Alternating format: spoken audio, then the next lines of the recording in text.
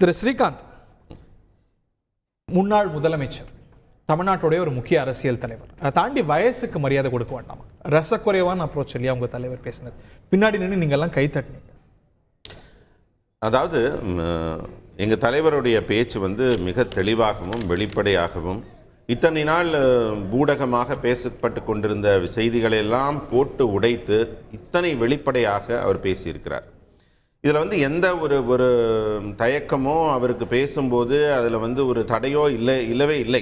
எப்படி பேசினாருங்கிறது பிரச்சனை இல்லை, என்ன பேசினாருங்கிறது தான் பிரச்சனை. என்ன பேசினாருங்கிறதுக்கான காரணங்களையும் அவர் தெளிவாக விளக்கி இருக்கிறார். இப்போ என்னுடைய தலைவரை பற்றி யாராவது தவறாக பேசினா, எந்த தொண்டனாக இருந்தாலும் தொண்டர்களுக்குள்ள மோதல் எப்போ வரும்னா தலைவர்களை தவறாக பேசும்போது. அப்ப எங்களுடைய தலைவர் மோடி அவர்களை பற்றி அவருடைய கூட்டணி கட்சியின் தலைவர் ஒரு வார்த்தை திரு பழனிசாமி மோடியை பற்றி பேசினாரா? தவறா பேசினாரா? சொல்லியிருக்காரு. தம் பேச்சிலேயே எங்க தலைவர் வெளிப்படையாக சொல்லியிருக்காரு, தோற்க போகிற மோடி அவர்களுக்காக நான் ஏன் வர வேண்டும் என்று சொல்லவில்லை என்று மறுக்க முடியுமா? அது அரசியல் விமர்சனம், அரசியல் நிலைப்பாடு. தற்கூரி, கிணற்று தவளை, இதெல்லாம் என்ன மாதிரியான பிரயோகம்? அவர் என்ன சொல்றாரு, வாய் இருக்குன்னு என்ன வேணா பேசுறாரு, பேசுறதெல்லாம் பொய்ன்னு. அதாவது பரஸ்பரம் ஒரு மரியாதை கொடுக்கும்போது, மரியாதைங்கிற ஒரு விடயம் கொடுத்து வாங்குறது, கொடுத்து தான் வாங்கணும், கெடுத்து வாங்க முடியாது. எப்போ அவங்க மரியாதையை கெடுக்கணும்ன்ற ஒரு முடிவு பண்ணிட்டாங்களோ அதுக்கப்புறம் அவங்க திரும்ப ஒரு நல்ல மரியாதை எப்படி எதிர்பார்க்க? வயசுக்கு மரியாதை வேண்டாமா? திரு அண்ணாமலையுடைய ஒரு அதுக்கு பெயர் போனது. அதாவது ஒரு நிமிடம் நம்ம இதில் பார்க்க வேண்டிய மிக முக்கியமான கருத்து என்னவென்றால், இப்போ நீங்கள் எங்க கட்சியோட தலைவர் பாரத பிரதமர் மோடி ஐயா அவர்களுக்கு கூடுதல் வயது, காங்கிரஸ் கட்சியில் இருக்கிறவர்களுக்கு குறைந்த வயது. அப்ப இவர் என்ன வேணா சொல்லி கூப்பிடலாமா வயசு கம்மியா இருக்குன்னு?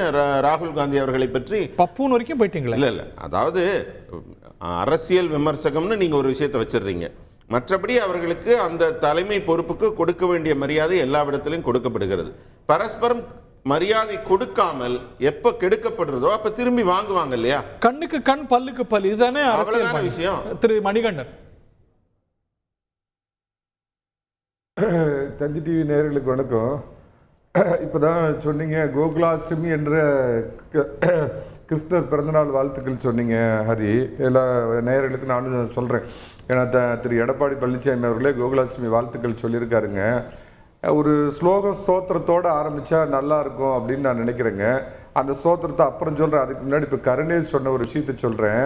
2019 ஒரு சம்பவம் நடந்ததா திரு அண்ணாமலை சொல்லியிருக்காரு. அப்போ என்னுடைய நினைவு சரியாக இருந்தால் அவர் பாரதிய ஜனதா கட்சியிலேயே இல்லை, அவர் இணைந்தது 2020. ஸோ இந்த அரச ரகசியத்தை அண்ணாமலைக்கு சொன்ன பாஜக தலைவர் யார் அப்படின்னு குறிப்பிட்டு அவர் சொல்லியிருந்தாருன்னா முதல் விஷயம் பரவாயில்லன்னு நினைக்கிறேன். ரெண்டாவதா என்ன கேட்டீங்கன்னா, கூவத்தூரை பேசலாமா அப்படின்னு கேட்டாரு. பொய்னா மறுத்து சொல்லிருக்கலாமே, அதுதானே கேள்வி. கூவத்தூர்ல என்ன நடந்ததுன்னு இப்ப இவரோட கூட்டாளியா 2 பேர் உட்கார்ந்துட்டு இருக்கிறாங்கல்ல, அவங்ககிட்ட கேட்டு தெரிஞ்சுக்க சொல்லுங்க.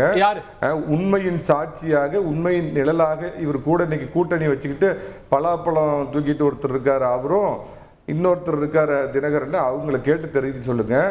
அன்னைக்கு தினகரன் அதாவது எம்எல்ஏக்கள் தேர்ந்தெடுத்து தினகரன் அதை ஏற்றுக்கொண்டு அந்த இடத்துக்கு வந்தவர் பழனிசாமிங்கிற அந்த பரம ரகசியம் அவருக்கு தெரியும். ஒரே ஒரு விஷயம் ஹரி, கூவத்தூரை பற்றியும் பேசலாம், அதுக்கு முன்னாடி பெங்களூர் ரகசியத்தை பற்றி பேசலாமா? ரஜினிகாந்த் என்ற அண்ணாமலைக்காக தயாரிக்கப்பட்ட அண்ணாமலை காக்கி சட்டையை கழட்டி போட்டுட்டு கதர் சட்டை கட்டிக்கிட்டோம்னா ரஜினி கட்சியில் போய் சேர்ந்து நம்ம முதல்வர் ஆகலாங்கன்னு பெரும் கனவோடு இருந்தவருக்கு அவர் வர்றேன்னு சொல்லிவிட்டு அவர் 2099 வரைக்கும் வரமாட்டாருங்கிறத புரிஞ்சுக்கிட்டு சோர்ந்து போய் ஆடு வாங்கி வளர்க்குறேன், கோழி வாங்கி வளர்க்குறேன்னு வீட்டில் இருந்தவர் புறவாசல் வழியாக போய் பிஎல் சந்தோஷ பிடிச்சி என்னென்னலாம் பண்ணி எப்படியெல்லாம் எங்கெங்க உழுணுமோ அங்கெல்லாம் உளுந்து எப்படி சொல்லுங்க. இவ்வளவு வெளிப்படையா பேசுறீங்கல்ல, ஒரு நிமிஷம் இல்ல கூவத்தூர்ல என்ன அண்ணாமலை பைனாப்பிளர் வச்சு பார்த்தாரா? அண்ணா திமுகவில் நடக்கும் உள்கட்சி பிரச்சனை பத்தி பேசுவதற்கு நியமிக்கப்பட்ட அண்ணாமலை யார்? எங்க கூட வச்சிருக்காங்க 2 பேர் கூவத்தூரை பத்தி அரசியல் சொல்றாங்க. 1989 எடப்பாடி பழனிசாமி சேவல் சின்னத்தில் நின்று ஜெயிச்சப்ப 4 வயசு டவுசர் போட்ட பையன் அண்ணாமலை. யாரை பற்றி பேசுறது? என்ன கூவத்தூர்ல பக்கத்துல இருந்து பார்த்தாங்க? உங்க தலைவர் யாரை நாகரிகத்தை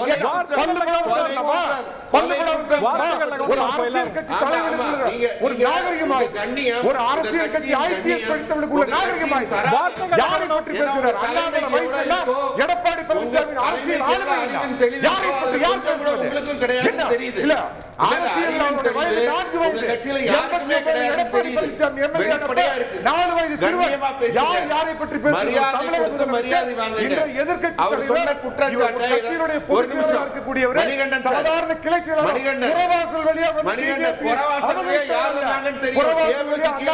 பிஜேபி அபகரித்தாரோ அந்த மாதிரி அபகரித்தவர் அல்ல எடப்பாடி பழனிசாமி. யாரை பற்றி பேசுறார் அவரு? தமிழ்நாட்டில் நடமாட முடியாது சார். எல்லாருக்கும் நடமாட உரிமை இருக்கீங்க. அப்படி எல்லாம் நீங்க முடியாது. கவலைப்படாத. அப்படி எல்லாம் யார் மிரட்ட முடியும்? இல்ல அண்ணாமலையார் நான் ஒண்ணு கேக்குறேன் சார். நான் ஹரி நான் ஒரு கேள்வி கேக்குறேன். கருணேஷ் பதில் சொல்லுங்க.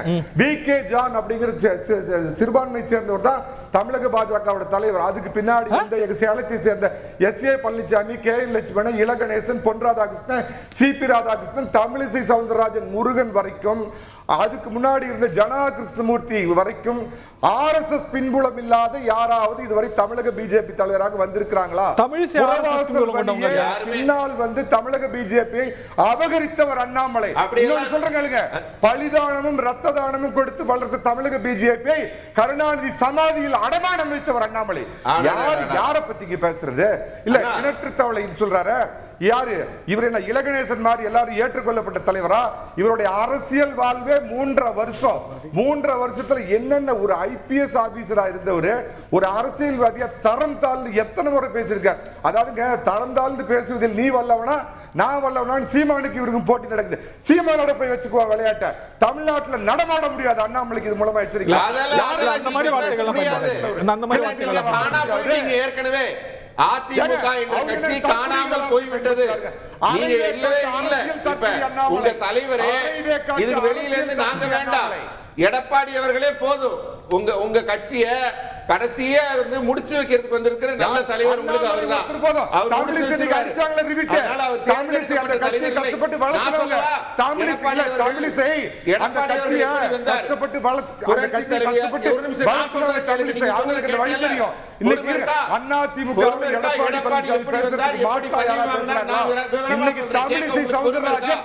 சார்